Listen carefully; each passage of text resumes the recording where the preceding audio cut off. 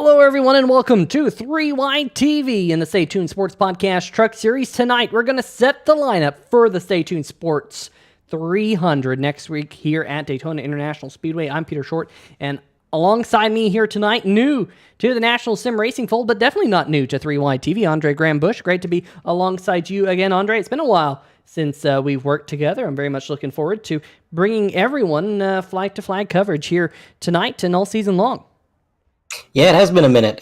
We worked together in the past and had a lot of fun, so I'm glad to be back up in the booth here for the NSRA. Tell you what, it's going to be a fun race tonight. Gotta love plate tracks, all the action. I mean, just everybody's going to be bumper to bumper, and I think even qualifying is going to be exciting, Peter, because you talk to these drivers, and the first thing they'll tell you is the safest place on this track is up front. So these guys are going to do everything they can to get that perfect hot lap and put themselves in the front row. And of course, tonight is Old Daytona. It's very bumpy out there, Andre. We're going to have to watch for bumping in the corners and just in general, drivers being close to one another. Of course, last week, if you joined us here on 3Y TV, it was the shootout here at Daytona. It was on the newer version of Daytona, wasn't as bumpy. Still a lot of accidents. Last week, though, was checkers or wreckers. Here tonight, kind of the same thing. Because, Andre, all these drivers are locked into next week's Stay Tuned Sports 300. They're fighting for a starting spot. Starting spot doesn't really matter a whole lot at Daytona, but there is pride in starting on the pole. Right. I mean, when you think about it, these drivers are in a situation where there's not a whole lot to lose because there is no go or go homers, but there is a whole lot to gain. If you can get out front, get a pole position, a little bit of pride, a little bit of, I would say, ease of mind going into the Daytona race and being able to have the rest of the field behind you and safely in your mirror. That's what these guys are going to want, but it looks like qualifying is now underway. So these drivers are going to be able to go out at their own discretion, turn their laps, and this will set the grid for our two duels tonight. I believe the first race is going to be the odd-numbered qualifiers, and the second duel will be the even number. So that is how these guys will be split up. But we got our first car out on track. Looks like the number 15, Jeff Clifton. And what's the strategy going to be for qualifying here, Peter? Well, you know, this is a really interesting one because this is the very bumpy version of Daytona.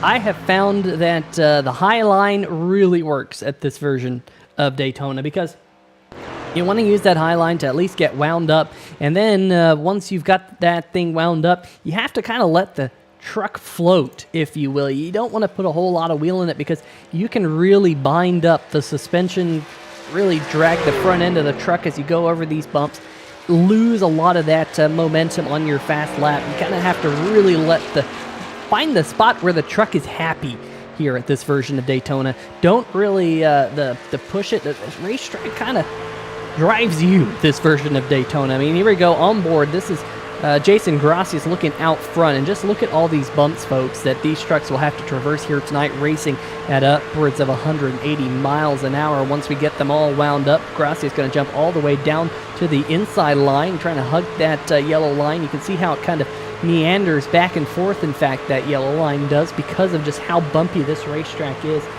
This particular version of Daytona, of course, modern day Daytona is a lot smoother, but Andre, this one was scanned around 2007, just before they repaved it, and it adds a lot of flair and uniqueness to this racetrack in Daytona, unrivaled on any other super speedway. Maybe you might argue that Monza Oval is a super speedway that has a lot of bumps, but this one in particular has a lot of character, and I love seeing them run it here in the National Sim Racing Association. It adds a lot of character, and it also adds challenge, I would say, because when it comes to racing this track and the feel of the truck underneath you, these drivers with their steering wheels, they're not getting a whole lot of feedback. They're not really feeling that wheel moving around or getting too much pressure one way or the other. It feels, in a way, sort of floaty. So when this bump throws your truck sideways or just gets you a little bit unsettled, you may not feel that right away in the wheel or in the feedback of the car. So you kind of have to drive this based on, almost like what you said, Peter, letting the track drive you, and also just kind of based on visual feedback. What is my truck doing? What are the trucks in front of me doing? And if you can do that, you can string together a few good laps, but it's only going to be more difficult in the actual race. Because, I mean, here they're on their own. They can see right where they are on the track. They got a clear view of everything, and they know when a bump's coming up and it's going to throw their truck a little bit sideways and get them unsettled. In the race, they're going to be bumper to bumper. Their field of view is going to be just horrendously limited, and they may get caught on a bump unsuspectingly, get a little bit sideways, and have to make a bit of a panic correction. But we'll see, as it looks like It is the number 51 machine, I believe, making his way out on track, trying to hug that yellow line, and a lot more complicated than just holding the bottom, Peter. You kind of gave a good description there. You want her on the top, wind the truck up, and then find the proper groove, because you may not want to hug right on the bottom. You got to find that right lane.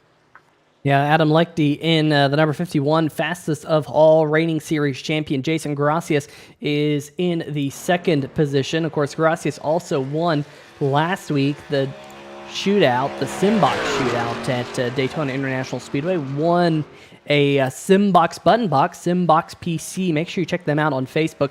A sponsor here of the National Sim Racing Association, giving out one of those button boxes. But Gracias gave it away to one of his buddies, Jason Freeman. So really cool that he was able to win that, give it away. Jason had already purchased a couple of those Simbox button boxes and was able to give one away for that win. Very, very cool.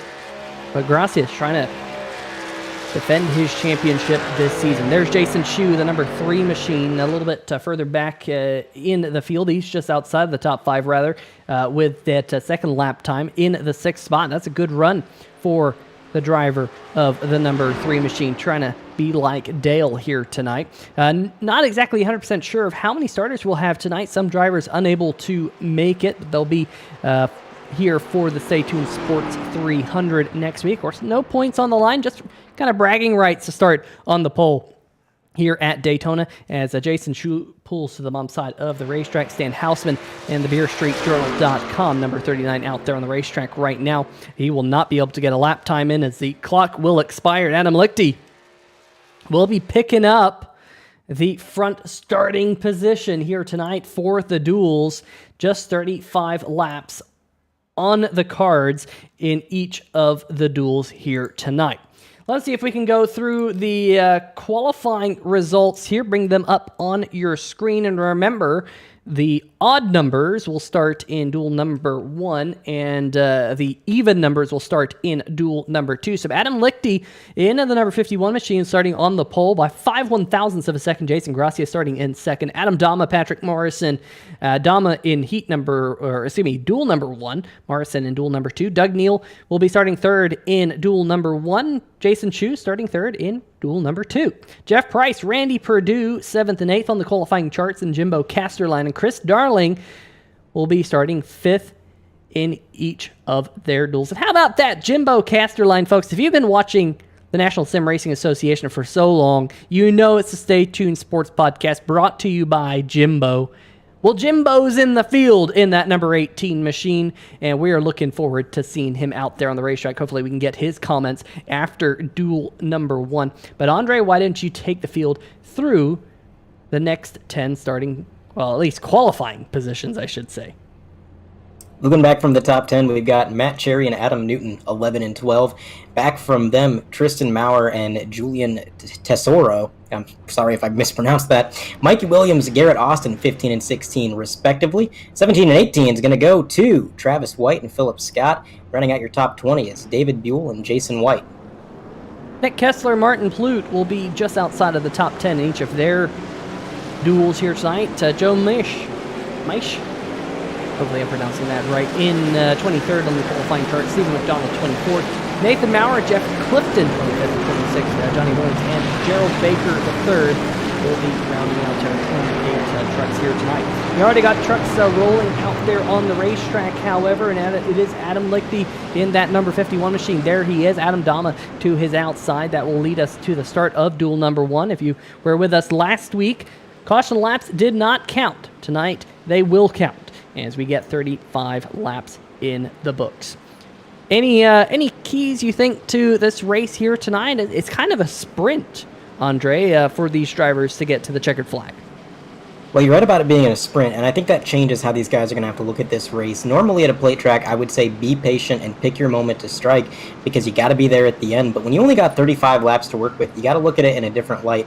And you got to realize that those laps are going to tick away very quickly. And if you're too patient, you might see that opportunity to slingshot up front fade away and slip between your fingers. So I'd say these guys got to be all out. They're going to want to get up front, get as much track position as they can early on. And they're also going to have to use the draft to their advantage. In practice, I was seeing a lot of guys locking bumpers. I asked you about that before the race, and you said that this league has kind of stated that that's legal for these guys. So If these guys can tandem draft, that's going to be huge.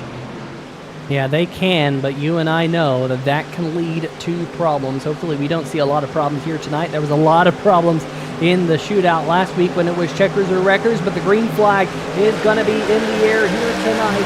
We are going green flag here at Daytona.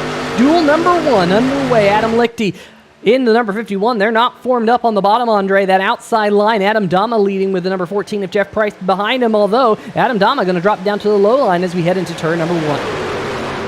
Yeah, that bottom lane not getting formed up immediately, that was pretty detrimental. The outside lane, they were on the ball with that restart, but here they come with another surge to 14, Jeff Price. He's going to slingshot up front, make his bid for the lead. Meanwhile, the bottom lane's losing a little bit of momentum, and now here comes the number 5, or as you called it, the number S, moving to the bottom in that Stay Tuned podcast machine. Now he's going to take the lead. Yeah, the number 5 machine right there, Matt Cherry. Still number 54 on the scoring pylon. We'll see if we can get that fixed before the start of the season. But Matt Cherry, always fast here in the National Sim Racing Association. He was a driver we had our eyes on for a majority of last season. Made his way into the chase for the National Sim Racing Association crown there, and really got out of the gate with some really strong performances in the chase. We were a bit skeptical of the season that Cherry had put together, but he got all of the things together in the chase and made a spirited charge. Unfortunately for him, losing out to Jason Gracias for the series title. But Matt Cherry is very strong, getting a push now from the number 32 machine. Behind him, that is Mikey Williams. Jeff Price in the number 14 around the outside, as well as the number 52 of David Buell in one of the Simbox trucks. We'll see a couple of those here tonight. Make sure to check out facebook.com/SimboxPC for their button boxes, proudly displaying Simbox on the hood of that Chartreuse number 52. Great looking scheme, easy to see as Jeff Price has some connection issues. He did blink out for just a moment there. We came back on track. Hopefully that doesn't become a reoccurring issue. But Peter, this is a dead heat right now. We've got both lanes formed up pretty well. The bottom lane did kind of stumble out of the gate, but once they got formed up, they are definitely contenders. And it seems like they get these really good runs that just seem to stall out right when they get up front. But either way, they are pretty much staying nose to nose, up front, side by side. Nobody's really getting the advantage yet, so I think it's going to come down to whatever lane makes a mistake first. Or does one lane start to get the advantage and somebody in the other lane looks at that and says, all right, first opening, I'm going to move. It's just going to be a high-speed game of chess for these guys. And also, I'm already seeing a lot of bumper locking as there's a little bit of wiggling up front between our leaders. Look like the number 5 of Matt Cherry got a little sideways there, but these guys have been bump drafting pretty much since the drop of the green, and so far, so good. So far, so good. All the drivers, interestingly, here, Andre, keeping everything nice and clean so far. This is exactly what we wanted to see here on 3-Wide TV, as these drivers get some good solid laps in, as we might have just seen a little bit of 3-Wide action on 3-Wide TV. Always love to play 3-Wide on 3-Wide TV, as David Buell drops to the inside line right in front of the Eclipse Photography number 17 of Tristan Maher. Maher trying to get up to the front. He started back in the 7th position, but David Buell in the number 52, Andre, he started in 10th, and he's the leader as we move on to lap number 5. Does not take long to get to the front as long as you make your moves at the right time and you're smart about it. And the 52 is living proof of that. David was able to work his way from about mid-grid all the way up to the White House, up in the lead.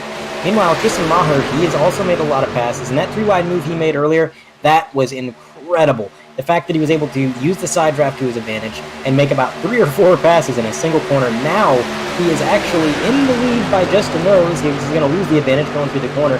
But yeah, you can really see who's going to be aggressive in this race and who's kind of being more patient. And in the case of the 52 and the number 17, these guys want to be up front, and I can't blame them. Yeah, you said it. That was very impressive. He was able to really slice his way up to the front as a couple of those trucks hitting that apron there through the trial. Well, I've seen that cause a couple of accidents here at Daytona International Speedway over the years while broadcasting 3-Wide TV. Maher leads so that particular lap as we continue to be a little bit of a rotating conveyor belt. Let's go check out the chat here tonight. We got Kicks Rap rooting on a couple of folks and rooting on Jimbo. How about that? Jimbo Casterline a little bit further back in the field. Alicia Kerrigan as well. Shadow 5115 rooting on Austin here tonight. Calamity and a Coffee. And let's go Stay Tuned Sports. How's it going, Calamity and a Coffee? Taz Strip. Adam Lichty in the chat, Jeff Price before the start, and hopefully we got a couple of these drivers in the chat who are going to be in duel number 2. If you're in duel number 2 and you want to get an interview before duel number 2, maybe join us here in the chat, here in the 3Wide TV booth before we get over into the second duel. Let us know here in the 3Wide TV chat. We'd love to hear what your thoughts are and what you're seeing out there on the racetrack and what you have seen in practice as the field continues to run double file with the number 52 leading right now, but things change very quickly here at Daytona. Tell you what, we saw a few drivers go from the back of the pack to the front, and now I'm following along with the number 4, Ben Mashburn. This is a driver who's doing everything he can to work his way up this grid. I've seen him side draft other trucks. I've seen him jump between lanes numerous times in one straightaway. I've seen him bump draft as well as try to pinch somebody down in the corner. He's doing everything he can to use his truck to get to the front, and it's not quite playing out. It's a bit of a roadblock in front of him, but this guy, he's hungry for it, and I love this optimism, this enthusiasm out of him, trying to do everything he can. Look at him running the middle of the corner. He's not in the high lane, he's not in the low lane, he's in the middle lane, and I guarantee you the first opportunity he gets to make a 3-wide pass, he's going to take it. Ashburn is charging to the front. And here he goes, making that 3-wide movie up the middle. Not sure who that was right behind him. Just getting used to some of the trucks. But Mashburn, yeah, to talk about optimism, he just cut them up, slice his way through the middle. Kind of sliced them like a slice of pizza. How about that? Got a pizza sponsor this year. Oh boy! Sorry to cut you off there. The 52 got a little sideways on the apron there. That was a near contact, but they were able to gather it up. I'm sorry to cut you off there, Peter. Yeah, I was going to say that can be a little bit of a bucking bronco down there. And, of course, people in the chat probably wondering, well, why do you go down there? Why do you hit that spot? Well, this is very similar to what the drivers see as Ben Mashburn. How about Ben Mashburn slicing it 3 wide up the middle? The 52 is going to back out of it, but Mashburn here showing that he wants to lead this thing. Gone from about 10th spot in about 2 laps up to the lead. Extremely impressive. Jeffrey Clifton in the chat saying the side draft is extremely strong today. Well, that proves it as he almost gets hit from behind the number 5 right there of Matt Cherry, giving him a little bit of a shot, but the 4 leads the lap. I said he was hungry to get up there, and I guess I was right. He's hungry for more than just pizza. He wants to get the win in that machine tonight, and if he keeps driving like that, he may well do it. The 88 is no slouch either, though, because he was one of the drivers that the number 4 passed earlier on his tirade through the field, and now he's up there in P2 making his bid for the lead. There's been some phenomenal racing, 10 laps in, no incidents. Everybody is still in the game. To make a prediction now would be just about impossible here. Yeah, absolutely. It would be impossible. As Kessler in the all-red number 88 is your new race leader in front of Ben Mashburn. And just to give you folks an indication of how jumbled this field is from the start of the race, look at the bottom graphic there, Andre. Those green numbers are drivers who have gained spots. Nick Kessler's gained 10 spots from the start of this duel. Ben Mashburn, 13 spots since the start of this duel. Stan Hausman, 12 spots from the start of this duel. Those drivers, in under 10 laps, have gained more than 10 spots. And that is what you expect to see here at Daytona sometimes. But when you have a field that is a little bit smaller, of course, because of the split, I think we only have about 14 trucks. So Ben Mashburn's almost passed the entire field in this duel here. Very, very impressive. Impressive indeed. And the thing that's impressing me as well is just how well these guys are able to bump track. I mean, I'm watching these guys lock bumpers, and they're getting so sideways they're having to counter steer the truck. And I'm just sitting here waiting for one of them to spin out or for something to happen, but they keep the car pointed in the right direction. And so far, everybody's kept it together, and it's been just phenomenal driving from everybody in this field, especially some of these drivers a little bit further back that maybe they haven't made the passes that some of these guys up front have. But they've been smart. They're riding back, they're staying in the draft, and they're waiting. Because they know as well as you or I, you have a race like this at Daytona, you got everybody in a pack, we've made it 12 laps, and so far, nobody's officially retired, so we've still got the entire field. I bet you they're placing their chips on the something is bound to happen bit, because they're playing it safe, they're being smart, and I can respect that. Yeah, there's definitely a couple of these drivers who are playing it smart. We rode on board there briefly with Jimbo Cansterline, and that is what Calamity and a Coffee in the chat said, is that Jimbo's just playing it smart, trying to see the checkered flag at the end of duel number 1 here tonight. I'm hoping that we can get Jimbo up here into the 3Y TV booth after duel number 1, get his thoughts of his first televised NSRA laps here on the 3Y TV. Great to see him in the field. He got set up with a wheel and iRacing and all that good stuff not all too long ago, and he's kind of made a pledge to make as many NSRA starts as he can this season in the Stay Tuned Sports Podcast Truck Series. Got his name, of course, on the hood of his truck, and that number 5 as well of Matt Cherry is Tristan Maher, another one of the NSRA sponsors this season, Eclipse Photography on the hood of the number 17. So a couple of the NSRA sponsors duking it out here at the front of the field. Stan Hausman in the number 39 BeerStreetJournal.com, another NSRA series sponsor, and the third truck on the high line, and the number 39, of course. Make sure to check them out. Sponsor of the BeerStreetJournal.com Last Call. We don't have overtime here. We don't have a green-white checker. We call it BeerStreetJournal.com Last Call as he tries to shoot his way up the middle. We've seen this work a couple of times here tonight. Andre, can Stan pull this off? He's going to need a little bit of help. I think he might have to back out of this one. Yep, he's going to dip down in line in the bottom. It was a bold move, but unfortunately the gap sort of closed in front of him, and the run started to fade before he was really able to get clear. But he's not going to give up yet. He's going to move up to the high line now, second in line up top, and he's able to lock bumpers with that 88. But I tell you what, there is a car about to go a lap down within the next handful of laps. I believe they will reach him before the conclusion of this race. That is the number 16, Johnny Williams.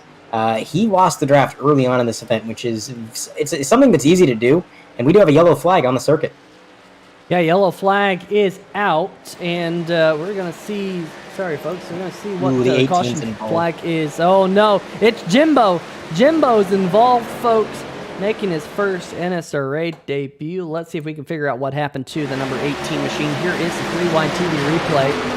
And, Adam Dama just tagged the back of the number 18 right there. Dama started on the outside of this race, and Doug Neal there getting a piece of the number 18 machine as well.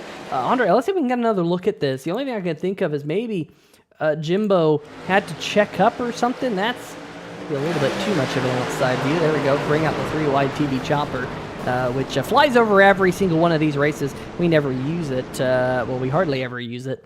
So the poor chopper is really expensive for us not using. Here we go, one more look, and I don't know. I think Dama just got a little bit of a run on him, and the way the bumps were there, Andre, might have kind of played against the number 18. Yeah, I think the 18 might have scrubbed a little bit of momentum hitting that bump, and in the meantime, like you said, Dama was just getting a hellacious run, and just a bit of a wrong place, wrong time situation. I don't think he was really expecting the 18 to slow down quite that much. I mean, not that he slowed down a lot at all, but you got to understand this track is wide open. These guys are pretty much almost never lifting. If anything, they're just slightly dragging the brakes, and it's hard to react. I mean, if something happens in front of you, even if it's something really minor, you're not always going to be able to react perfectly. Luckily, the 18 seems to still be on track. I would have thought he got substantial damage from that, and maybe he did, but either way, it wasn't enough to put him behind the wall. He's on the track.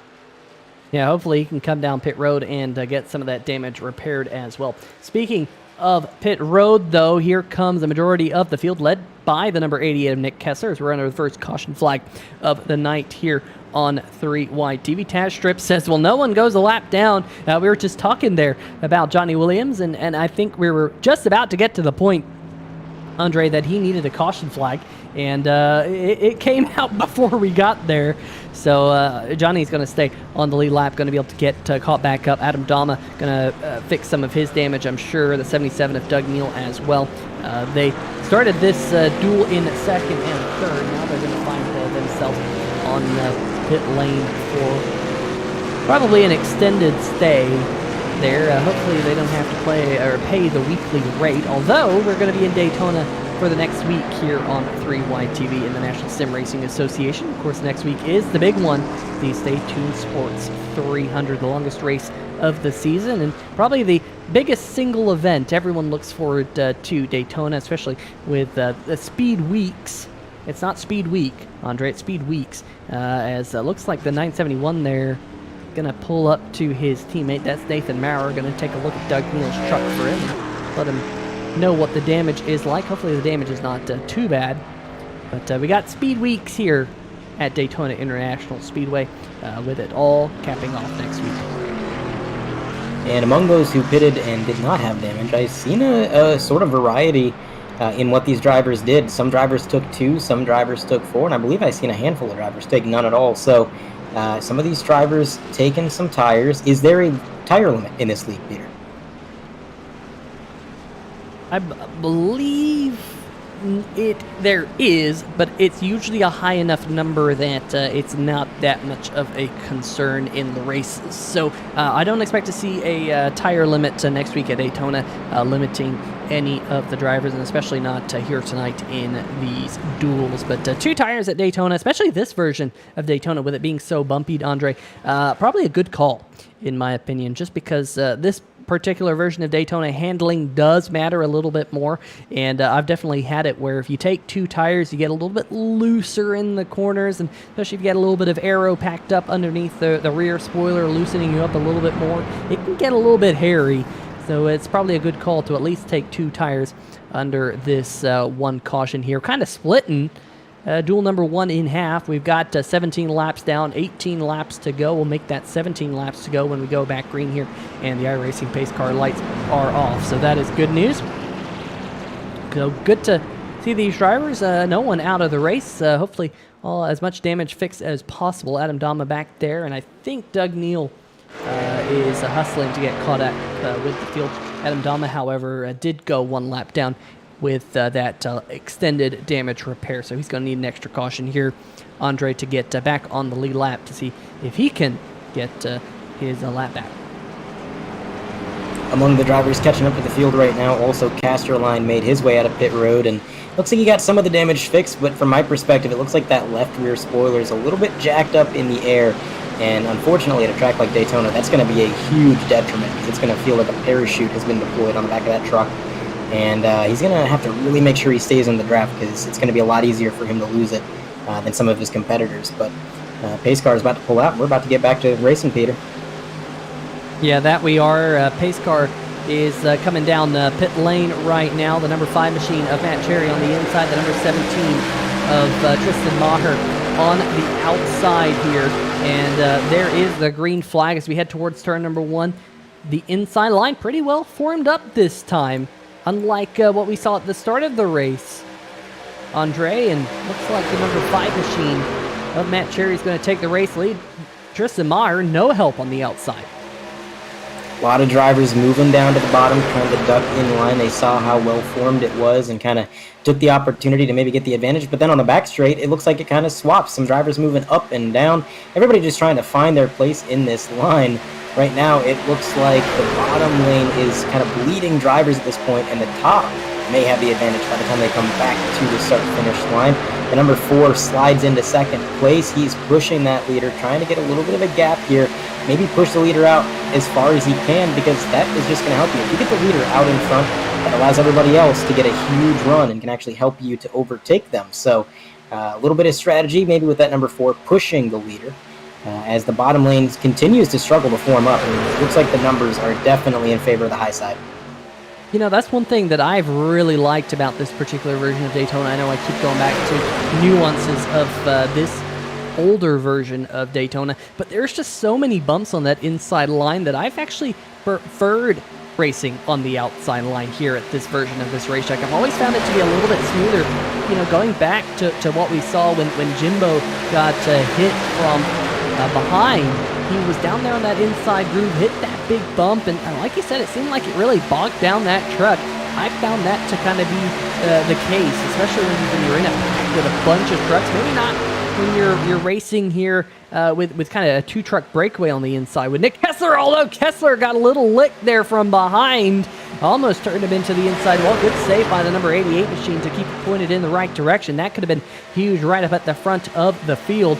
But I've always preferred that outside line. It's always, in my opinion, been just a little bit smoother up there. We'll see if we can maybe go on board with one of these drivers. Here, go on board with Ben Mashburn and maybe get a sense of how bumpy that outside line is. There's still bumps up there. Don't get me wrong, Andre, but it's not as bad. Just look at that rear spoiler moving in front. Let's see if we can jump down next time by to one of the other trucks running the inside line to hopefully get the folks a little bit of a comparison. It's kind of hard to compare two laps from one another, but I like that outside line. It's smoother, it's easier to run on this version of the track, and I find it faster with the lack of bumps. I agree, and I think that's kind of the risk versus reward. I think the bottom can be faster as long as everybody's lined up and everybody's running it to the best of their ability, but when it comes to those bumps that are down there, it's just so difficult to stay formed up, because every time you link bumpers, every time you get together with your teammates or whoever you're running with, you come up on some of them bumps, you get jostled around, it upsets the draft, it gives you some dirty air, and all of a sudden, you've lost the advantage that you might have had. So it can work, but you've got to do it perfect. Meanwhile, up top, like you said, less bumps. Whoa! The 88! I believe he went around, Peter. There he is on the infield. He's going to cut through the grass, get back on track. Doesn't seem to have any damage. So maybe a potential save out of that 88. We'll take a look at the 3-wide TV replay, see exactly what happened. Looks like maybe just a push gone wrong coming out of turn 4. And what a save, Peter. Wow. I'll tell you what, someone needs to give Nick Kessler a new pair of underwear, because that is something you don't often see here at this track. Whenever you come to Daytona, here we go. Let's go on board with Nick Kessler. There's the tag, able to lock it down and flick it back to point in the right direction. Nick Kessler, that is extremely impressive. Unfortunately, he's going to lose the draft in all that madness. There he is, all by his lonesome. But up at the front of the field, Matt Cherry in the number 5 is going to inherit the race lead after that contact. To Ben Mashburn in the number 4, leading the inside groove. Right back behind him is Mikey Williams. Tristan Maher, second truck on the outside line. Third truck on the outside line was the pole sitter, Adam Lichty, in that number 51. Behind him, we got the number 14 machine, Jeff Price, Stan Hausman in that groove, as well as the number 4, Ben Mashburn's just going to drop it to the inside of the racetrack. Maybe he's not liking what he's seeing out of this front pack right now. He just saw what happened to Nick Kessler. He says, you know what? It's starting to get a little bit too racy for the number 4 machine. Well, I'll tell you what, when you have a lot of green flag laps and everything is kind of calm for a while, at least relatively speaking, these drivers start to feel invincible. They're like, nothing can go wrong. We're fine. Nothing bad happens up here. But then, these drivers saw what happened to the 88. Just one little nudge, one bump draft gone wrong, and that could have been the end of the 88's night. Now, luckily, Kessler was able to bring that thing around and make a wild save, but some of these drivers may not get so lucky if it happens to them. So, it's a bit of a wake-up call. They see that happen, and drivers like Mashburn may kind of open their eyes a little bit, say, all right, I led my laps. I know I've got a truck that can win, but for right now, the waters are a little bit too choppy. We're going to fall back to calmer waters, and we'll come back when the time is right. And we've seen these drivers able to slice their way up the field extremely well. Jeff Price just did so. He was, I think, the 3rd or 4th truck on the outside line, 4th truck on the outside line, just about 2 or 3 laps ago.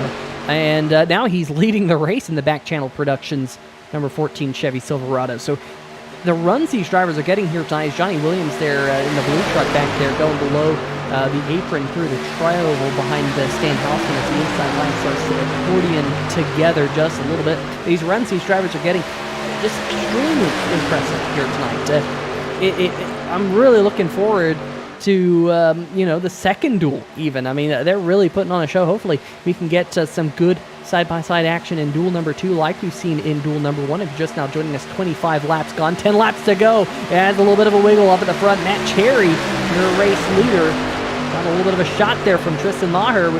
You were saying, Andre, that they were locking bumpers really well. They were bump drafting, but I don't think they're bump drafting very much anymore. They're slam drafting as another wiggle out of Matt Cherry. Yeah, that cost him a lot of momentum. He's going to drop back a position or two. As here comes Johnny Williams on the bottom to try to get around this number 5.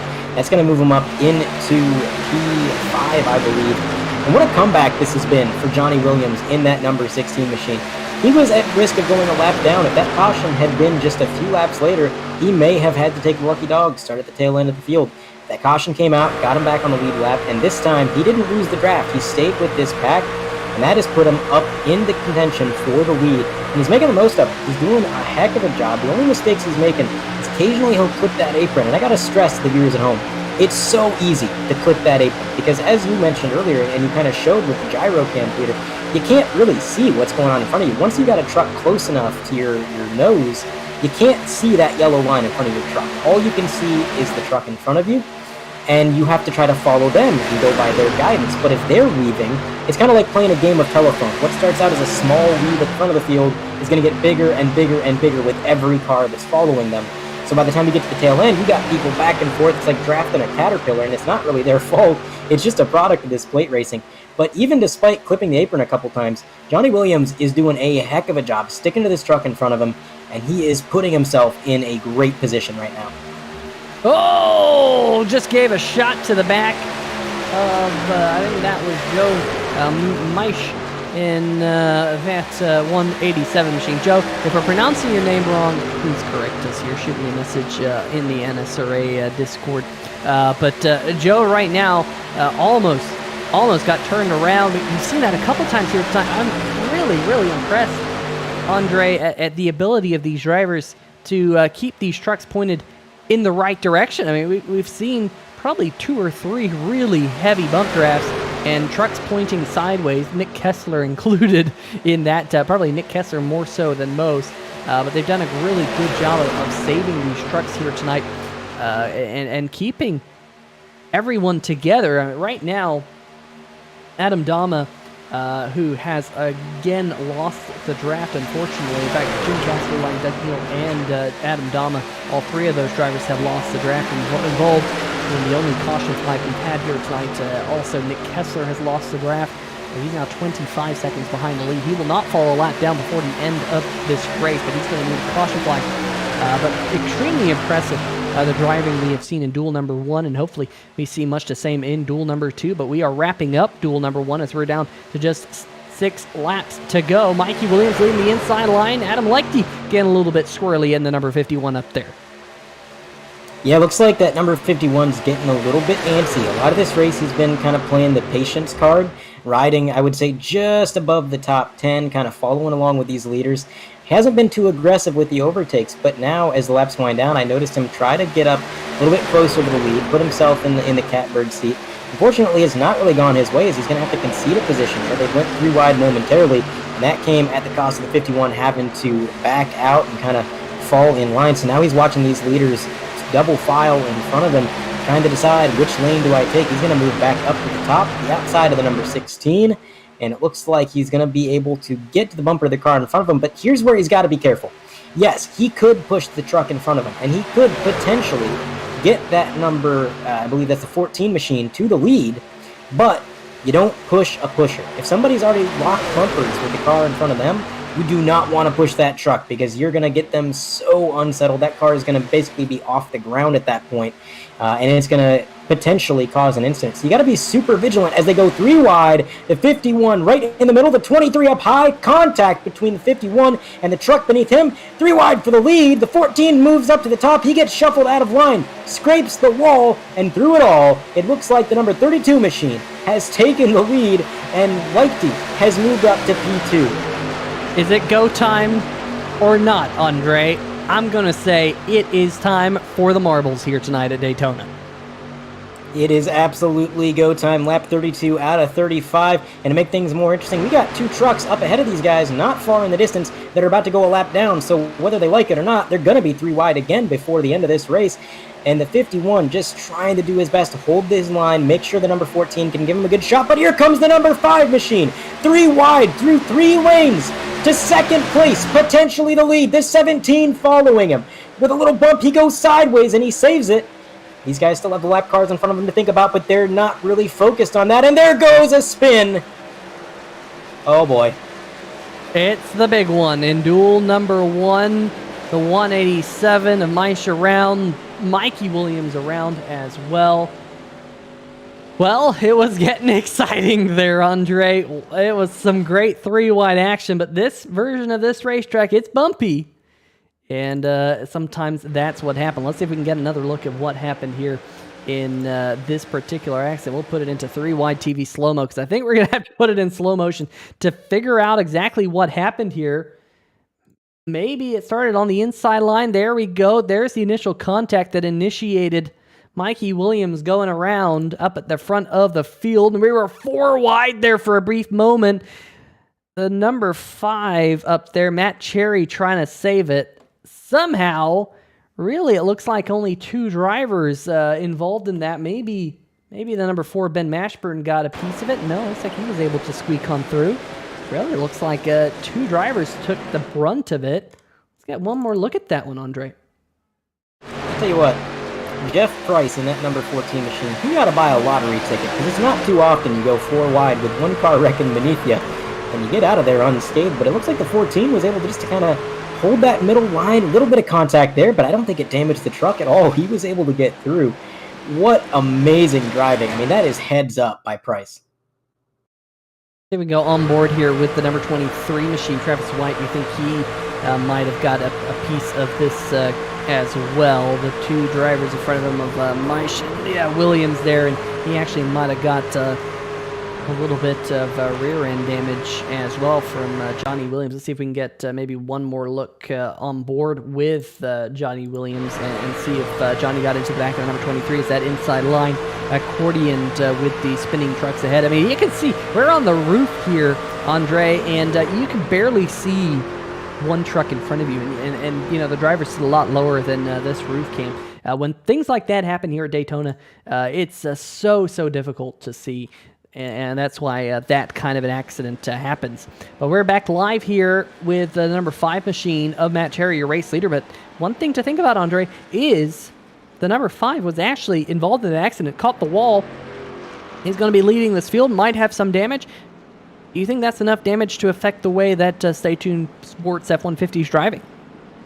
Man, that's a hard call to make. You know, ideally, I'd like to say no, it shouldn't affect him too much, but I mean, you know as well as I do, sometimes the iRacing damage model is very unforgiving. You take a bit of a scrape that you think you're all right with, then you get underway, you get on that loud pedal, and you notice you're down a few revs, or the car just doesn't have the pep that it once had. So it's hard to tell, and I don't think he's even going to know until the green flag drops, and that's a scary feeling, not knowing how much damage you have, not knowing if you're going to be at a disadvantage, especially starting at the front of the field, because if that car is down on power, if that body work is causing a little bit of drag and it's slowing him down, he's got an entire field behind him that's going to make short work of him. He's got to make sure that he's able to kind of survive the situation here. So we will have our first Beer Street Journal last call of the season here in tonight's Stay Tuned Sports Duel at Daytona, duel number 1. Great to see Beer Street Journal on board again this season. If you have not checked out beerstreetjournal.com, make sure you do so. Great place to check out all of the beer news, especially if you're a craft beer drinker. They are the place to go. Talking about some really cool stuff coming up, the Firestone Walker Invitational. Of course, Firestone Walker based out in California. They invite a bunch of different breweries to go out there from across the USA. If you're out there in California, I don't think you can beat the Firestone Walker Beer Festival. They have information about that and more on beerstreetjournal.com right now, so definitely go check it out. They cover all across the United States of America, so really cool place to check out. You can follow them on Facebook, Twitter, Instagram, Pinterest, and even email if you're so inclined. And of course, Andre, we've seen the action pick up here tonight, and some really good racing. A green-white checker really going to throw another curveball at these drivers in duel number 1. You mentioned that we don't really know what the number 5 has until number 5 hits the loud pedal. In fact, really, probably not until turn number 2 will we figure out if the number 5 is good or not. That could make this a very chaotic final 2 laps here in duel number 1. It absolutely could. And I'm also looking at the outside lane. There's not a perfect outside lane either. The number 23 has a lot of damage. So both lanes have a truck with substantial damage. Might be slowing them down. Could be a bit of a hornet's nest trying to work around these damaged trucks. But as the green flag flies, the 17 gets a slight advantage, which he actually gives up to the number 5. The number 5 being pushed by not only the 14, but the 51. We talked about not pushing the pusher, but for a moment, the pusher was being pushed by another pusher, and that is never a sight you want to see. If you're the trucks behind, they get a little bit squirrely. The inside lane loses momentum. Here comes the 17 up top for the lead.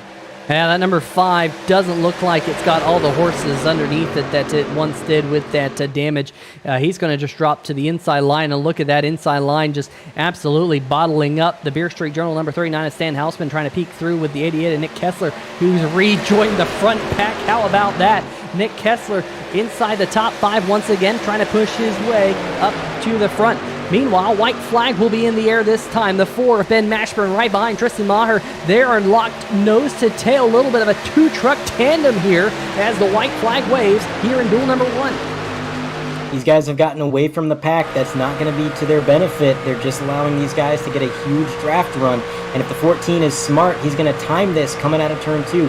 Try to get him on the back straightaway, but he's actually closing in a little bit in the corner, which is probably good for the number 4, but they're getting squirrely in the 17. It's hard into the wall. They pile up behind him, and the only truck to survive it is the number 4 with the lead. Everybody scrambling behind. The number 4, Ben Mashburn, heading off towards turn number 3, all alone. No one able to draft up to him. Adam Lichty is the next driver to squeak on through. The 971 of Nathan Maurer. Haven't mentioned his name a whole lot here tonight. Going to squeak through for 3rd. Someone else is spinning further back. They're spinning for 2nd as Ben Mashburn going to come across the line. No challenge. And he's going to go to victory lane in duel number 1. How about that? I think Mikey Williams squeaked through for 2nd. And Adam Dama, what a recovery for him, finishing in 3rd in duel number 1.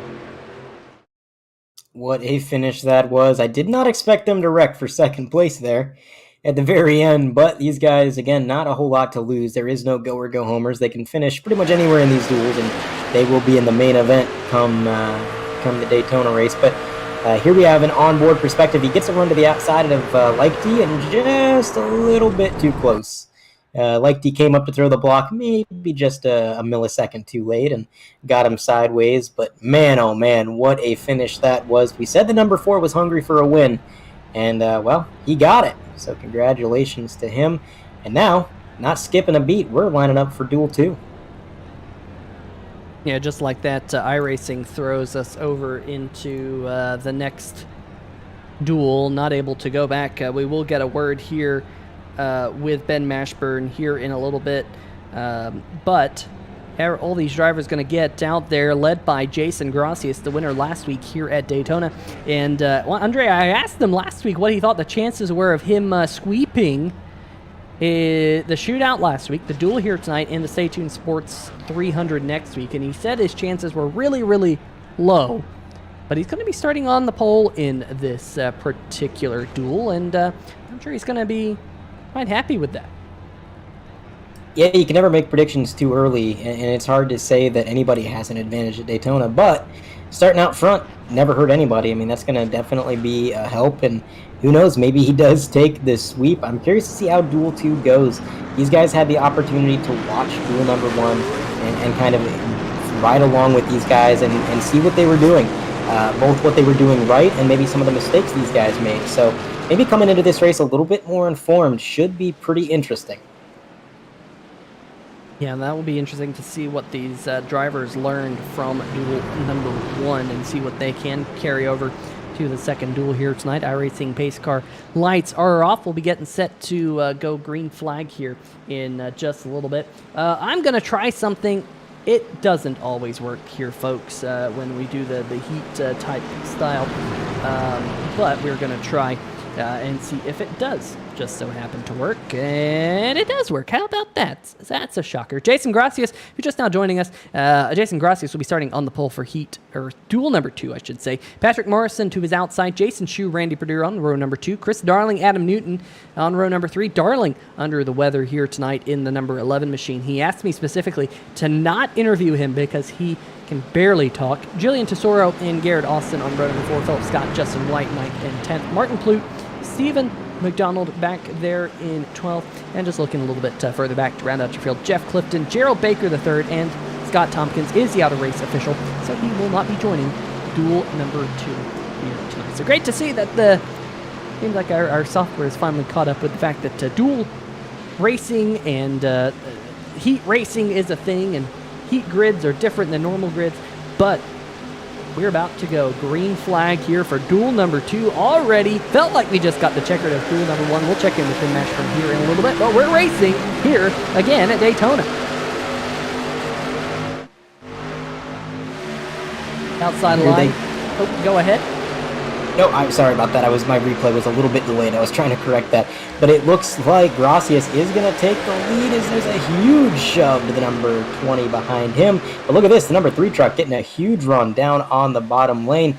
Now, we've seen all night long, Peter, the top has been kind of the preferred lane. I'd say that's where the power moves have been made. And it looks like a lot of drivers are scrambling to get up there as they go 3 wide for just a moment behind them. These drivers on the bottom lane, they're really formed up, though. This is honestly the best that bottom's looked all night.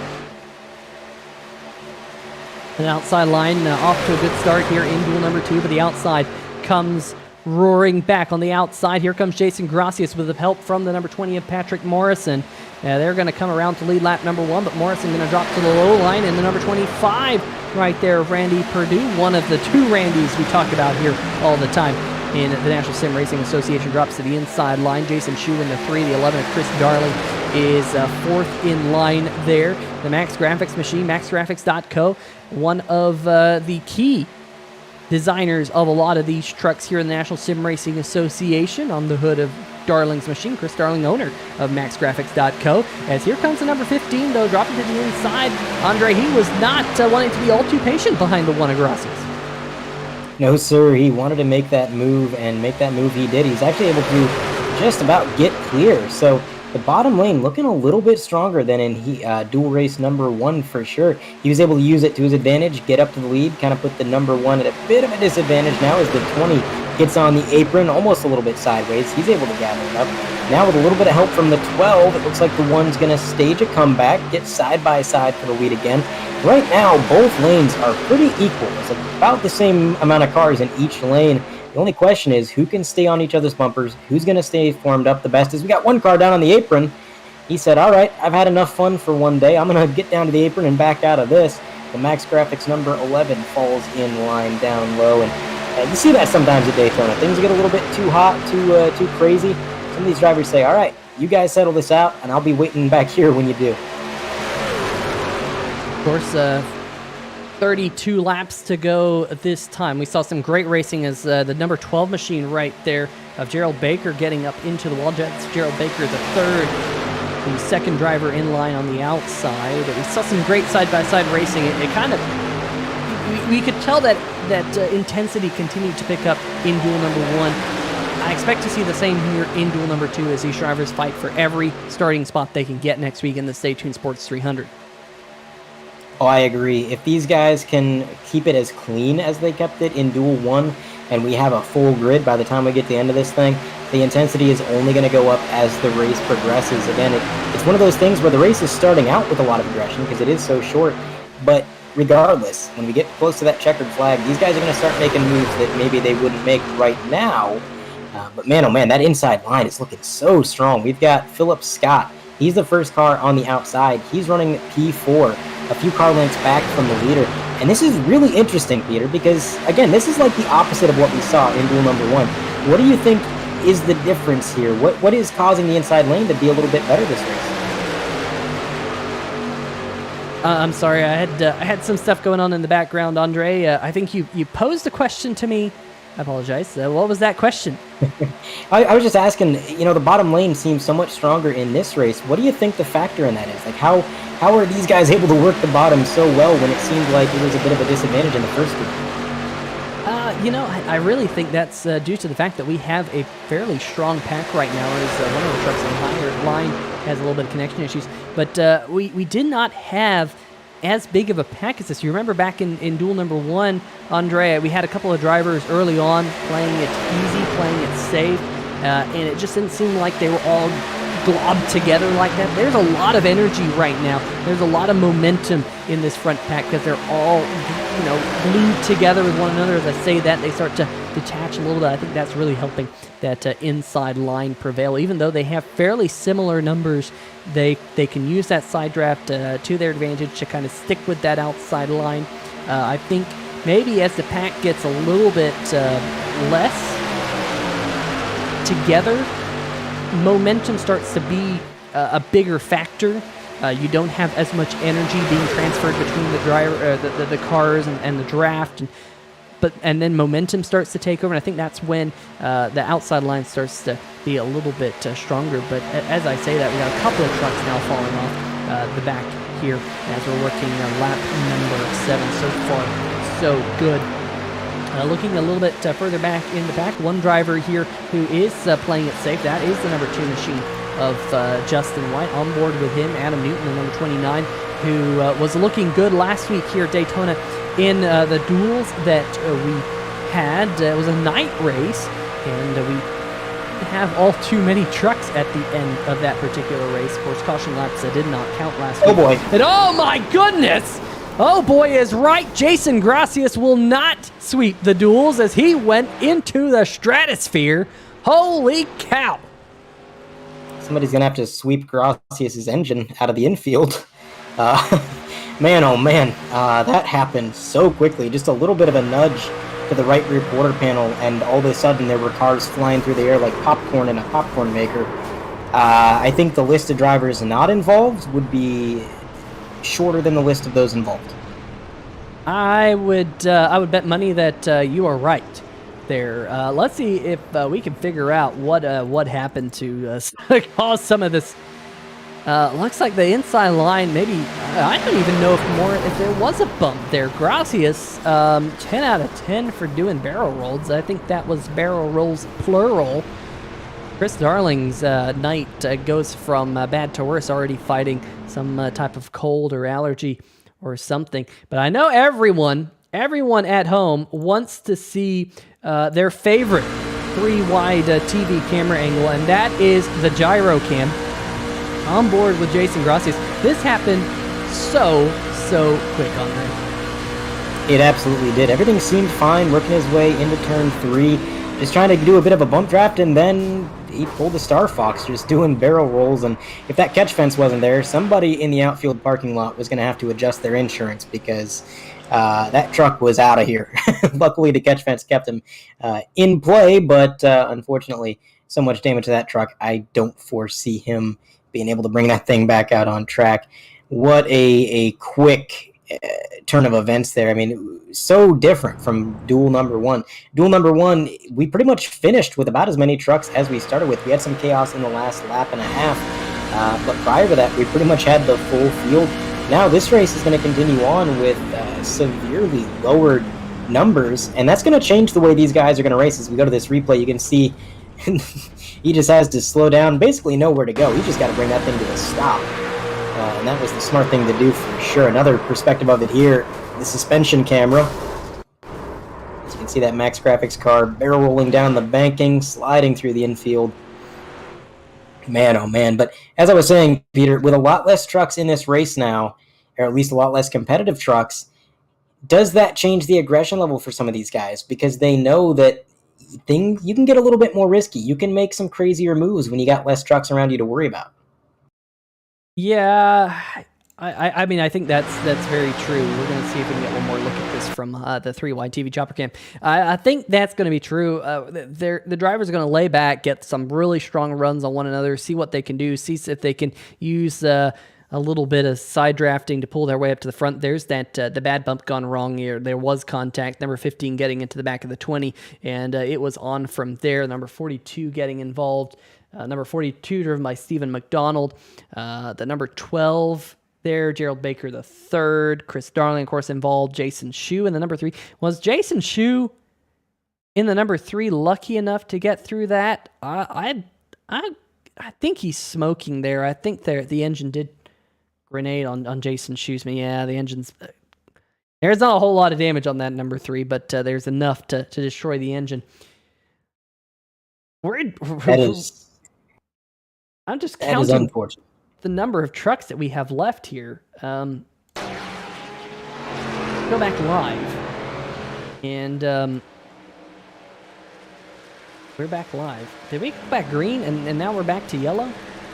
Or are they just catching up to the field? I believe they're just catching up. The lights are off on the pace car, so we will be going green this time. Looks like Randy Perdue has inherited the lead as of that incident. He's got the number 29, Adam Newton, to his outside, and that's honestly probably the best strategy play I've seen all night. Adam Newton and Randy Perdue both, they were hanging back in that run. They were pretty far away from the pack, just on the edge of the draft, keeping themselves in play, but staying as far away as possible while doing so. And because of that, they were able to get through the wreck. They were some of the only trucks to do so without damage, and that put them right up into the first 2 positions. Now, I should also note that behind them, we've got the number 3 backed out on track. So somehow, despite the engine damage that he had, he's got that fixed, and now he's able to... It looks like he's going to start on row number 3 on the inside. Yeah, looks like the pace car lights have turned back on though, so we're going to extend it an extra lap as the field gets caught back up. We just now joining us, duel number 2 here at Daytona. We're hoping to catch a word with the winner of duel number 1 though, the pizza machine. That is Ben Mashburn. Ben, now joining us here in the 3-wide TV booth. Tell us about heat number 1. It looked like some stellar racing. You made some 3-wide moves. Really impressed us up here in the booth. How aggressive you were early, how clean the racing was early, and then, of course, the craziness that happened there at the end, as somehow we're back to green, but why am I not? Very confused here, folks. It's not going live. Okay, let me figure that out. Ben, go ahead. That's no problem. It was insane, man. There was side drafting, there was bump drafting, there's just drafting in general. And like I said, I was locked in next week, so I mean, just kind of go for it. You know, there's no other. I mean, nothing else to say. Just go for it. I love super speedways. I love going 3 and 4 wide, and it gets the adrenaline pumping. And I think that's the joy of super speedways, and it was a blast getting a race. That's why I don't qualify. I usually choose not to qualify so I can challenge myself and race up through the field. So it was fun. It was definitely a blast. Well, it really was a great race that you were out there for, and just tell us about how strong the side drafting was, because we saw a lot of that as finally we're back to live scenes here with the number 30 of Julian Chisora lead. It's intense, man. I'm sure, as you can see right here in this race, as it's gone along, you can see the side drafting that's gone along. In our race, I know it was definitely a thing. I know a couple of times I complained how low Tristan was driving me in the corners, but I mean, shoot, yeah, why wouldn't you? I mean, it picked you up speed, and the highlight seemed like you were fast for the most part. But look at that, you get the 30, the heck of a push out of the 25 right there, so shut me up real quick. But side drafting definitely plays a role. You'll definitely see that at the end, like I'll bunch up 3 and 4 wide at the end. Yeah, definitely was some really good racing. Anything that you learned last week in the shootout that translated over tonight? Anything you think was going to translate from tonight over to the Stay Tuned Sports 300 next week? In a sore spot for me, Pete. I didn't get to take the green flag last week. I don't remember. I got sideswiped coming to green, so I didn't even get to make it to green flag last week, which is all right. It happens. It was an exhibition race, but just learn. Just like I said earlier, just go for it. You got nothing to lose at a super speedway. You're either gonna stay in front of it or you're gonna stay behind it. And that's what everybody. That's how you look at super speedways. I feel like, and neither of them ever work out. So just go for it. I mean, if you're at the front, you've seen tonight, both those people get spun out right at the front. If you're at the back, you're gonna plow into and pile up. So I mean, just go for it. I don't know what else to say. I said it 100 times. That's literally what you have to do with super speedways, especially at a duel. You did a really good job of getting the win here tonight and in duel number 1, and we look forward to seeing you, of course, next week in the Stay Tuned Sports 300 here at Daytona, starting up at the front of the field. A little bit of bragging rights as well. Hopefully you can join in the 3-Wide TV chat as well and enjoy duel number 2 here as the field starts to get a little bit more single file. After that big accident, Ben, you think they're just going to ride here for a little bit? It sure looks like it. Looks like everybody's happy at home right now. I don't think anybody's going to be too aggressive. And some of the names in the race or some of the there's more. I think we had the majority of the aggressive racers in the first duel, and I think you've seen that. I don't know. This after that first big accident in this one, you've seen a much more relaxed race, and I think you'll see that towards the end. Like I said, the first race somehow it was full of the aggressive drivers, and I myself being one. I think you've kind of seen the difference in the duels here, which there's no problem in that. You're going to see these guys probably go single file to the end, especially after what just happened. And, that's fine, because we know when to go. All bets are off, and we're going to see a completely different race, and it's going to say, now looks like in the lead right now for last few laps, 25. Like I said, all bets are off. We go, I'd say 25. That friendship will quickly go away as soon as we go the last few laps. So we'll stick around and see what happens. That we will. Best of luck, Ben, next week in the Stay Tuned Sports 300 here at Daytona. And I'm sure we'll get to talk to you again soon. So thanks, Peter. You guys have a great rest of your night. All right, that's it for Ben Mashberg, winner of duel number 1 here, Andre. And I still am not 100% sure we're seeing live streams here. Things are kind of being a little bit funky on my end. I think it's because of the duels that we saw. So we're gonna try and convince everyone that we're 100% live here, Andre. But so far, been a lot quieter in duel number 2 since that big accident. You agree with Ben? Although we're starting to see a little bit of 2-wide action now. Oh, it's always a wake-up call. Whenever you see a wreck like that happen in front of you, it kind of reminds you, and not so subtly, that at a plate track like this, anything could happen at any time, even if you think you're safe. And I gotta love that quote from the winner of Duel 1. You can either be ahead of it or you can be behind it, but neither of them ever works out.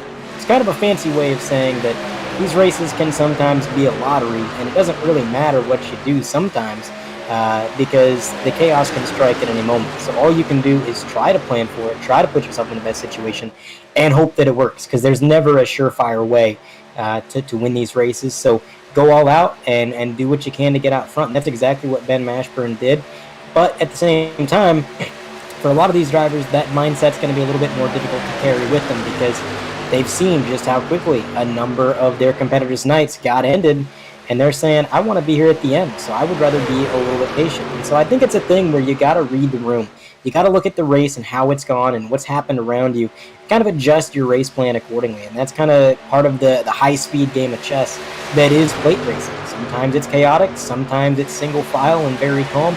It just depends on the group of guys. It depends on the circumstances surrounding the race. A lot of things to think about as the number 34 machine, Garrett Austin, he moves up to the high line. He was pretty comfortable on the bottom. He could have stayed in line, but instead he decided to roll the dice, moved up at the top. He's trying to get somebody to come with him. He's got his hand out the window, waving somebody to come up as he's going to have to slide back in line. Nobody joined him. Nobody had confidence in that top lane quite yet, Peter.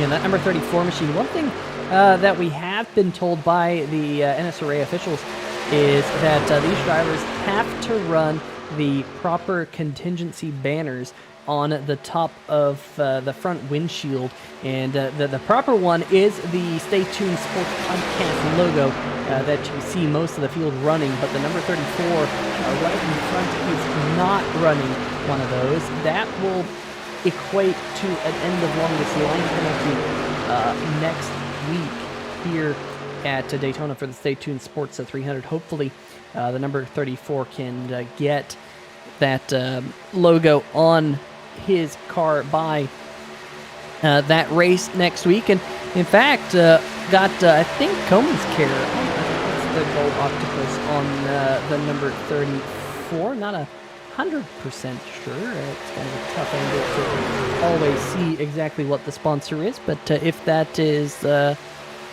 gold octopus on the hood, I think it is. In fact, they sponsored a race before here in the National Sim Racing Association. So good looking truck on the number 34, but we'll be starting at the back because they don't have the correct banner on the front windshield of that particular truck. Still can race their way up to the front and get a win here tonight in this race, though, running in third right now through the first half of duel number 2 as we move down.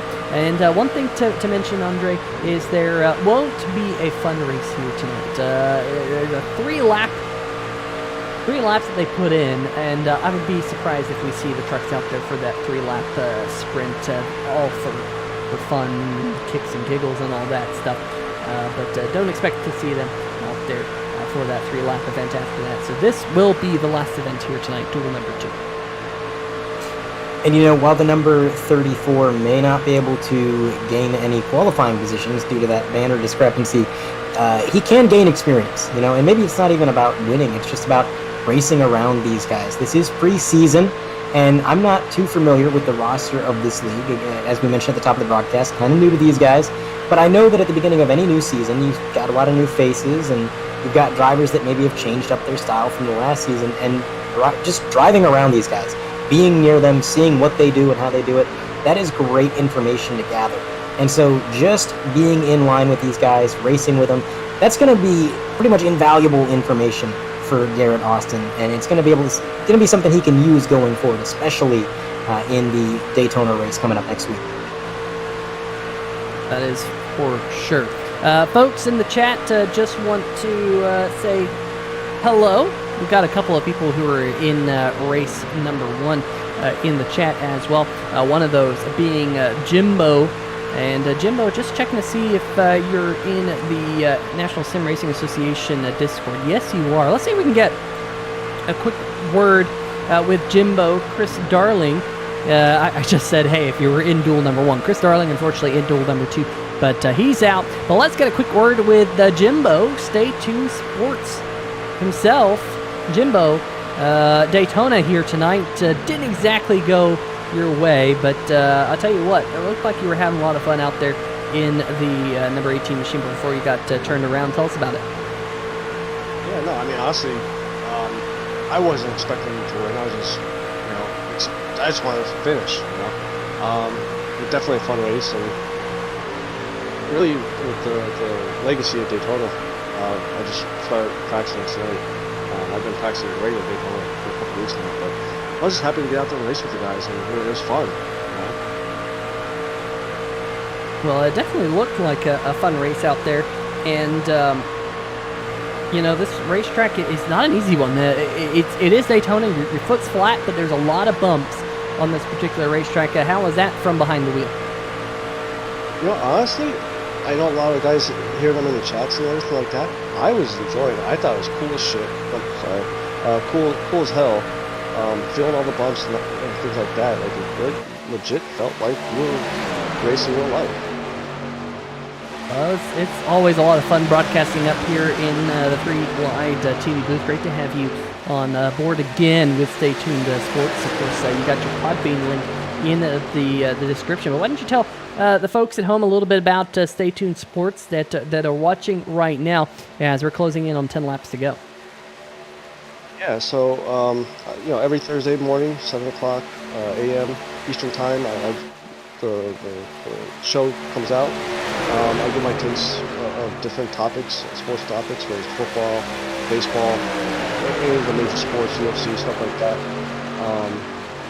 Whether it's hot takes or whatnot, I just give my opinions. Kind of like if you're at the bar and you hear Joe Schmo talking and you're just walking like, dude, he sounds like a moron. It's the best time I do it. But yeah, check us out every Thursday, 7 a.m. Eastern Time, pretty much on any of the apps, Spotify, Podbean, iTunes, all of them. Well, like I said, great to have you on board, and great to give yourself a little bit of a plug. I'm sure we'll catch up with you a couple times this season as the number 99 Philip Scott gets a couple of these trucks turned around, and a field of what was about 7 trucks might just now be a field of about 2 here. Andre, we'll let you go, Jim, as we've had the big one, number 2, happen in duel number 2. I'll see you later, Peter. Thanks for broadcasting. You're still the best out there. Well, thank you very much, Jimbo. Andre, big accident here on the backstretch. Tell you what, Peter, I am scanning through the field looking at all these trucks, and I'm only seeing a handful that don't have damage. Most of these trucks, even the ones up front, have quite a bit of damage. So this is going to be an interesting restart. We saw what the restarts are like when you've got a handful of cars that are damaged, and how everybody kind of had to scatter in that late race restart in duel number 1. That's going to be kind of amplified here. It's going to be the same situation, but even crazier, because a lot of these cars have a lot of damage. We're close to the end of this thing, and some of these guys may be able to come down pit road, try to get it fixed up. But you can see on the replay right there, it just happened in the blink of an eye. The 34 getting an unfortunate hit right to the door panel, and then, man, oh man, just number 25 just slid right back up into harm's way. Didn't quite get it locked up as quickly as he would have liked, and there were 3 trucks, just domino effect. Nowhere for any of them to go. There's a 30 truck sliding through the grass as well. He didn't get too much damage from that, I don't think. So he should be able to get back out on track, but we'll take one more look at exactly what transpired. This is from the gyro cam. I believe that's the number 29 machine, and just down the track, and then what you'll see is right back up the track. And that's what you never want to see, Peter. When you see somebody spinning down the track, you're always kind of telling to yourself in the cockpit, just stay low, stay low, stay low. But if they slide back up, not a whole lot you can do. No, not a lot that you can do. That is for sure. Let's see if we can get everything caught back up so we can be nice and live again here. I think, like I said, our live timing scoring has been a little bit funky here today because of the combined duels that we had. But we are back live. Julian Tesoro on pit lane, and now we get to figure out which of these drivers have significant amount of damage and which ones don't have significant amount of damage, because this is like a race off pit road. That is the entire field right now, folks. The entire field is sitting on pit road. There goes Philip Scott. So we think Philip has the least amount of damage. Not all too surprising, as he's the one who kind of just lightly tapped the back of, I think, Garrett Austin to start this melee. And now it becomes a race of the truck with the next least amount of damage. This is one of those moments, Peter, I wish iRacing showed us all of the pit crews at once, because we'd just see a swarm of pit crew members out there beating the bodywork in with hammers, putting tape on the cars, some of them out there with a hacksaw trying to get some of that damaged bodywork off the thing. It would be quite a sight to see if that was modeled in sim, but you're right. These guys are just trying to see who has the least damage, who can peel out of pit road first. So it looks like it's going to be Adam Newton, followed by Garrett Austin. Bottom right-hand corner of your screen is what the current track map looks like. The number 20 machine is Patrick Morrison, who I believe might be picking up a Brookstone Animal Hospital Lucky Dog Award. Here comes the pace car, and it looks like these drivers on pit lane are going to fall one lap down here, which is not very good. Oh, Martin Plute going to try and beat the pace car off pit road. I don't think... yeah, I guess Plute just did it. Barely. He got him. Yeah, just barely made it off pit road in time. So right now, we're going to be scored with just 5 trucks on the lead lap. Your race leader, the number 99 machine of Philip Scott, the 29 machine of Adam Newton, Garrett Austin, Randy Perdue, and Martin Plute. So we're down to 5 with 7 laps to go. Philip Scott, of course, was the one who bumped him. I'm not sure if he'll get an end of longest line penalty for that. But man, oh man, this is going to be an odd finish to the race. We saw a great finish to the last race. This one's going to be. I think I'm going to chalk this one up to an odd finish here in duel number 2.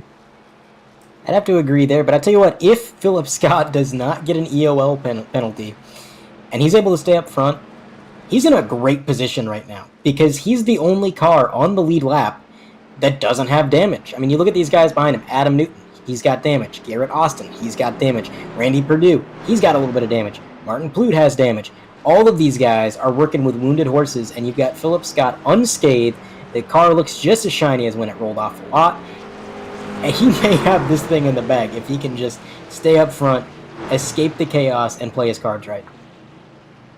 I mean, the only kicker here, though, is the fact that if he doesn't have another truck to draft with him, as it looks like a couple of the other trucks have disappeared here for this upcoming restart, maybe the 25 going to try and do like a Kyle Busch restart there and kind of get a running start, but we're back, green flag, 6 laps to go in duel number 2. The National Ninja League number 99 of Philip Scott trying to scoot away from the field, trying to pull away from Adam Newton. But now here's the thing, Andre. The only thing I can envision is the fact that Philip Scott and Adam Newton, we know Philip Scott's not very badly damaged. We know Adam Newton is fairly badly damaged. You can see that is very apparent there on the screen.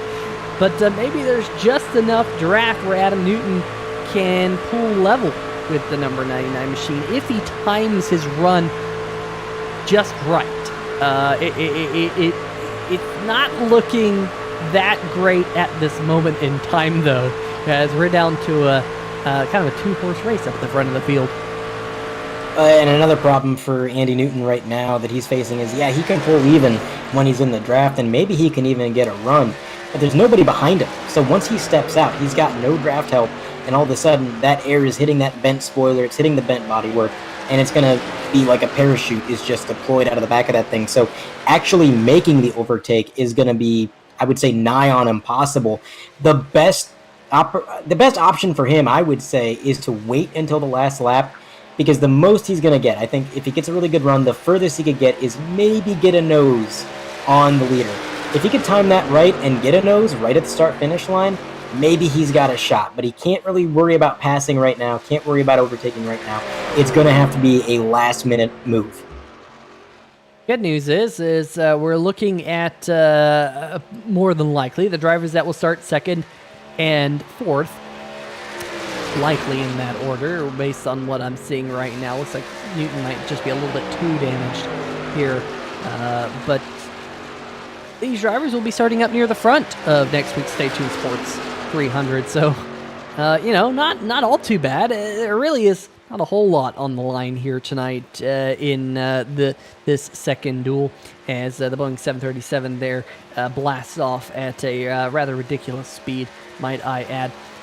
I wish iRacing would fix the flight speeds of that 737. But anyway, coming from me, that's saying something. But right now, Newton trying to use that low line, trying to pull level, just not quite able to do so as we come to 3 laps to go.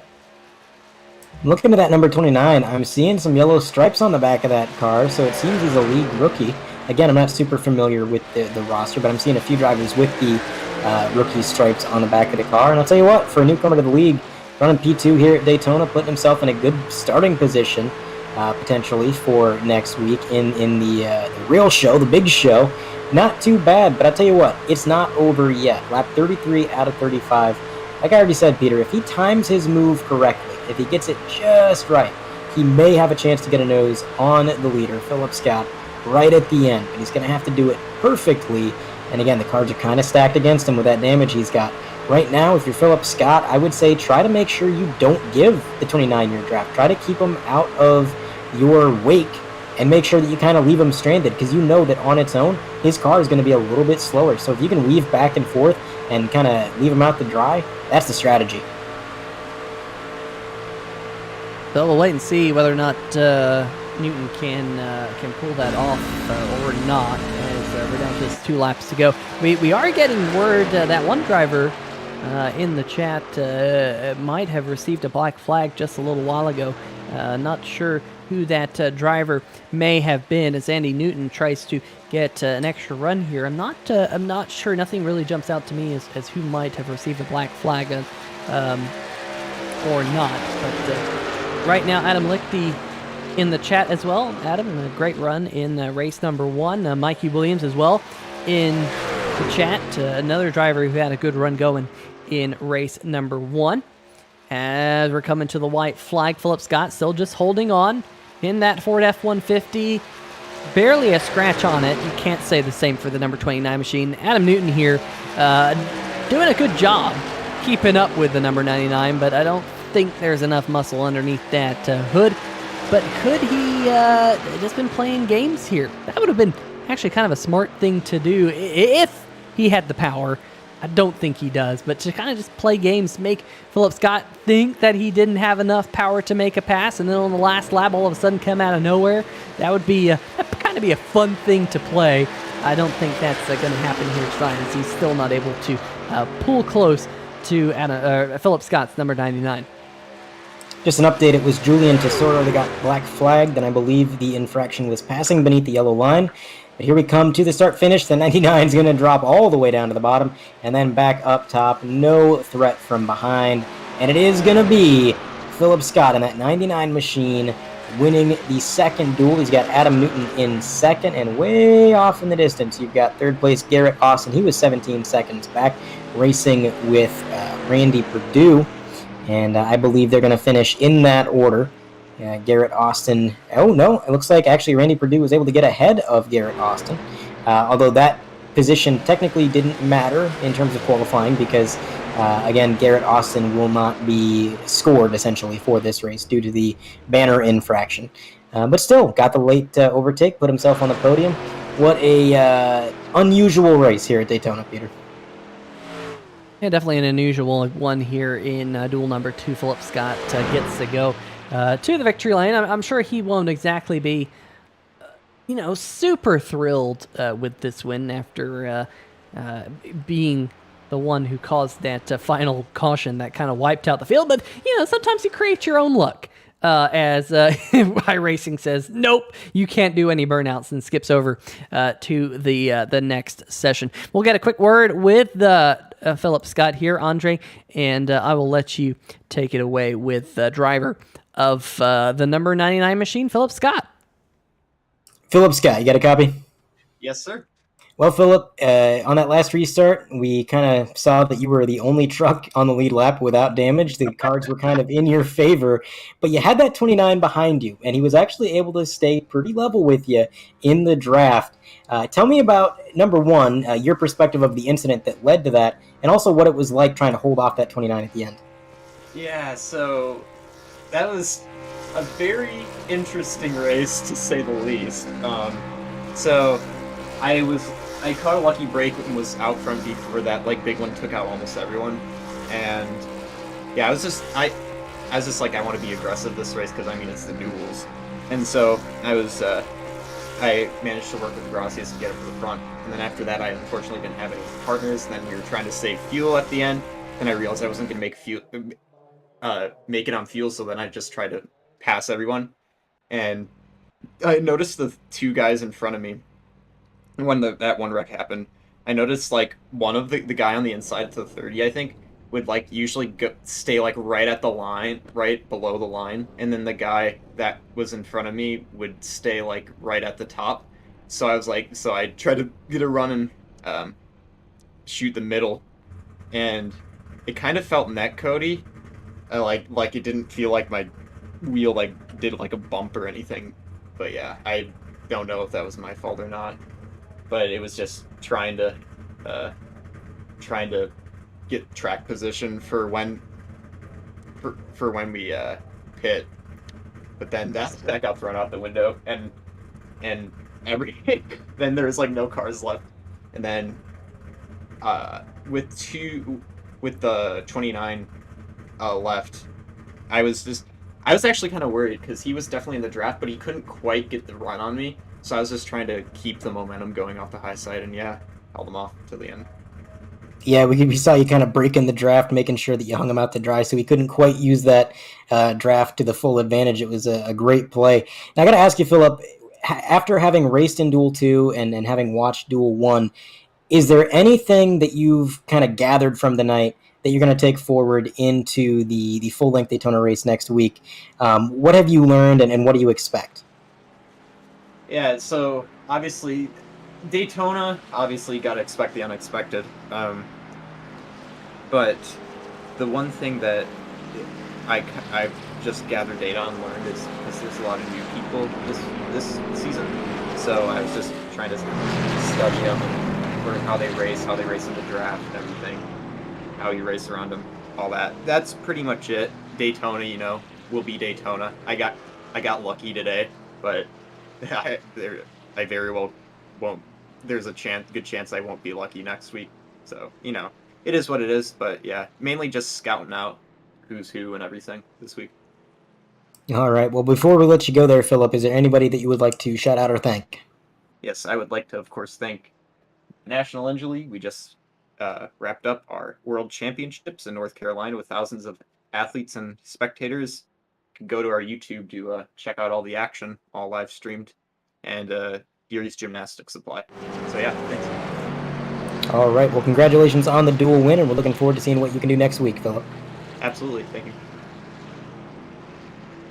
Philip Scott out of the booth, and I think he's right, Peter. You can gather data and you can watch and you can learn, but it's so hard to plan for a track like Daytona. And coming up next week, I think whatever happens is anybody's game. It's hard to predict. Yeah, I would completely agree with that statement. Let's see if we can bring up the results from the two duels here tonight. And speaking of a duel, we got a duel happening out there. This is the unofficial fun race. Only the 20 and the number 31 have elected to take part in that. However, but let's bring up those results. This was the heat number 1 result. 16 trucks out there. Ben Mashburn taking home the win. Mikey Williams and Adam Dama second and third. Matt Cherry, Nathan Maurer, David Buell, Doug Neal, Travis White in 8th, Stan Hausman in 9th, Jimbo Casterline rounding out the top 10, Adam Lickby in 11th, Nick Kessler in 12th, Jeff Price 13th, Tristan Maher 14th, Joe Meisch in 15th, and Johnny Williams down there in 16th, calling his own number. And I think that duel number 2 results here. Take it away, Andre. So for duel number 2, the winner was Philip Scott, taking home that checkered flag and probably also taking home the only clean car on the track. Adam Newton, P2, very impressive to take that wounded horse all the way up to the podium. And Randy Perdue, not to be forgotten, he was able to make that last lap pass, get himself up on the podium. Garrett Austin, he will not be scored, although unofficially he did finish 4th. Justin White in the number 2 machine, he brings it home P5. Martin Plute is going to be P6. 7, 8, and 9, Julian Tesoro, who actually got black flagged, so I'm not sure he's going to be scored in that exact position. Patrick Morrison, Jason Shue, Stephen McDonald, and looking back from them to round out the field, you got Jason Gracias involved in that lap 1 incident. Actually, you got all these drivers involved in that not lap 1, but early incident in the race. Stephen McDonald, Jason Gracias, Gerald Baker, Chris Darling, Jeff Clifton, and Scott Tompkins. All those drivers involved. But that is your finishing order for Duel 2. So those that will set the lineup for next week's event, and this little 3-lap sprint that they were out there running around. I think it is already wrapped up. So that's going to do it for us here tonight for the National Sim Racing Association Stay Tuned Sports Podcast Truck Series. Going to be a lot of fun next week. 300 miles, a lot longer than what we had in store here tonight. 120 laps for that one. Definitely one of the longer, if not the longest race of the season in the Stay Tuned Sports Podcast Truck Series. Big shout out to Simbox, our friends in the Beer Street Journal, Brookstone Animal Hospital. There's links in the description. MaxGrafix.co.